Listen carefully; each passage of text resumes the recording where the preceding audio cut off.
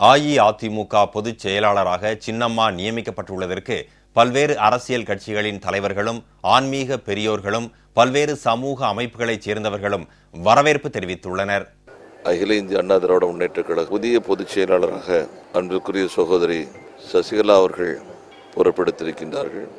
அவர்களுக்கு நம்முடைய வாழ்த்துக்களை மனப்பூர்வமாக தெரிவிக்க கடமைப்பட்டிருக்கின்றோம். வாழ்த்துக்களை தெரிவித்துக் கொள்கின்றேன்.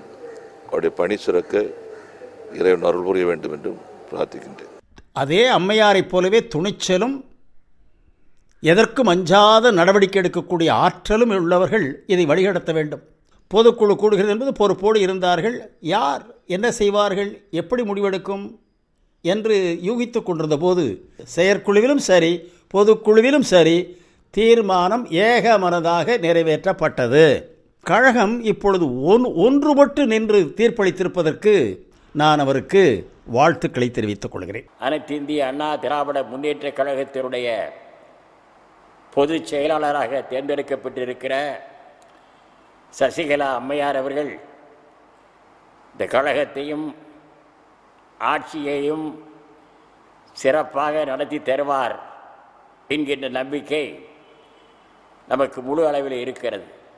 சசிகலா அம்மையார் அவர்கள் தமிழகத்தினுடைய முதல்வராக வர வேண்டும் என்றும் நாம் விரும்புகிறோம் என்பது மாத்திரமல்ல, அனைத்து இந்திய அண்ணா திராவிட முன்னேற்ற கழகத்தினுடைய 1.5 கோடி தொண்டர்களும் தமிழக மக்களும் விரும்புகிறார்கள்.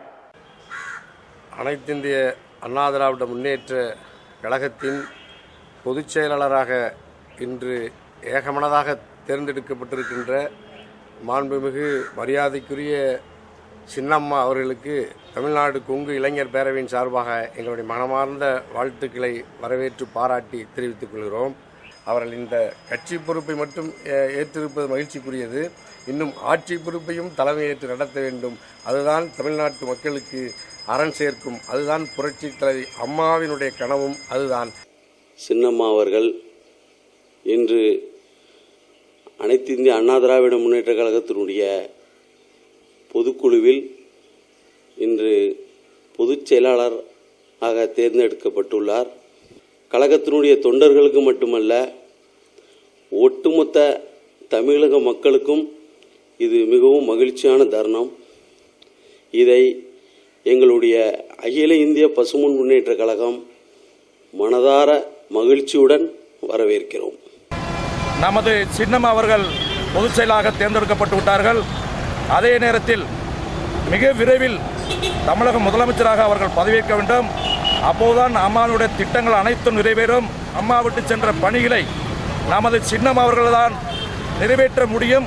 விரைவில் அவர்கள் முதலமைச்சர் ஆவதற்கு எங்களது தமிழ்நாடு ஃபார்வர்ட் பிளாக் மாநில பொதுச்செயலாளர் என்ற முறையில் அவர்களுக்கு வாழ்த்துக்கள் கூறி வரவேற்கிறோம். அண்ணா திராவிட முன்னேற்ற கழகத்துடைய அனைத்து தொண்டர்களும் ஒருமித்த குரலிலே சின்னம்மா தான் இதற்கு பொருத்தமானவர் என்று தெரிவித்தார்கள். அந்த வகையில் இன்று அந்த பொறுப்புக்கு ஏகமானதாக ஒருமித்த குரலை தேர்வு செய்யப்பட்டிருக்கிறார்கள். அவர்களுக்கு இந்திய தேசிய லீக்கின் சார்பாக பாராட்டுக்களையும் வாழ்த்துக்களையும் தெரிவித்துக் கொள்கிறோம்.